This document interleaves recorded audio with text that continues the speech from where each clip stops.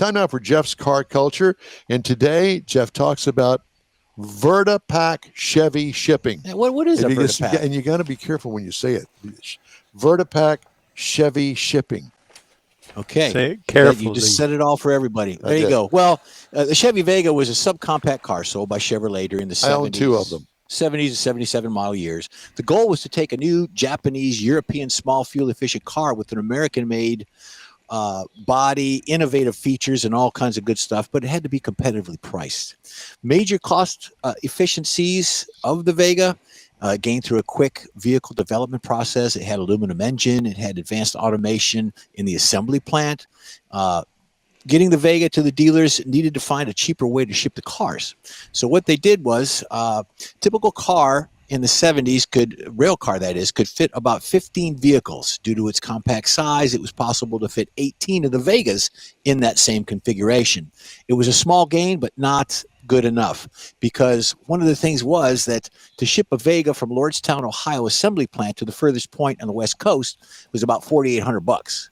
The car itself cost around $2,000, so that was not very efficient. No. So what they did was the new method came from a form of what they call a VertiPak rail car, developed by General Motors and Southern Pacific Railway. By placing the cars nose down, 30 cars could fit where 18 previously did. Getting those extra vehicles loaded into each rail car reduced shipping charges. However, it required additional rail car features and vehicle packaging. In order to have the Vega packaged in the new rail car design, each one was fitted with 4 removable cast steel sockets to the undercarriage. Plastic spacers were wedged beside the powertrain to prevent damage to the engine and transmission mounts. These were removed when the cars were unloaded. Yeah, right. The rail ramp doors were opened and closed via forklift. What could go wrong there? Not only did the doors double as ramps, they also provided security from weather, vandalism, and theft. Something which the typical tri-level racks were exposed to. Then Chevrolet marketing wanted to tout the Vega as ready to drive off the VertiPak ramps without any fluid fills. Unfortunately, the cars were not meant to be suspended nose down for any length of time. Since the VertiPak shipment method was known early, Chevrolet engineers were able to design the Vega with this in mind. Now check this out.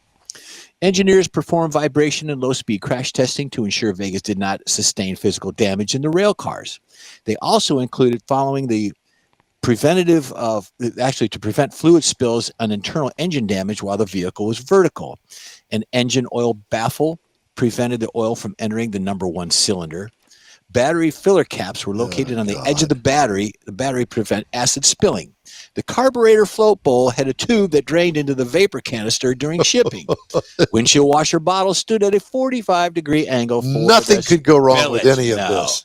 All these design considerations were meant to get the Vega to a market in a safe, efficient manner. In real life, the VertiPak system created challenges. Now, there's more to this story because they interviewed a lot of the rail people that did this, and there were a lot of problems. The doors failed, the forklifts jammed them up in there, damaged the vehicles, they fell back. So there was a lot of things that were not actually conducive to making this a proper way. They saved some money, but in the long run, it cost them because of all the damages.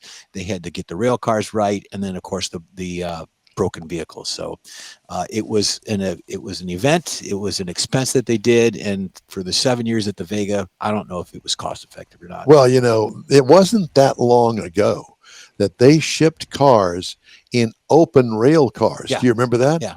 Oh my God! And they'd arrive to their destination, dirty, broken, beat up. Yeah. It looked like they'd gone through hell and back. And the ones that you see now on the tracks that we have in the area, those were actually designed by General Motors. General Motors designed that for the theft, and I think they came out of Detroit doing that. So, and you see the pictures there. That's just a little bit about how they did it back in the 70s. Well, I vaguely remember the 70s, and we'll just leave it at that. Okay, all right. But you had 2 of them. You know that. Yeah, two Vegas. Oh, I thought you meant you had 2 70s. No, just.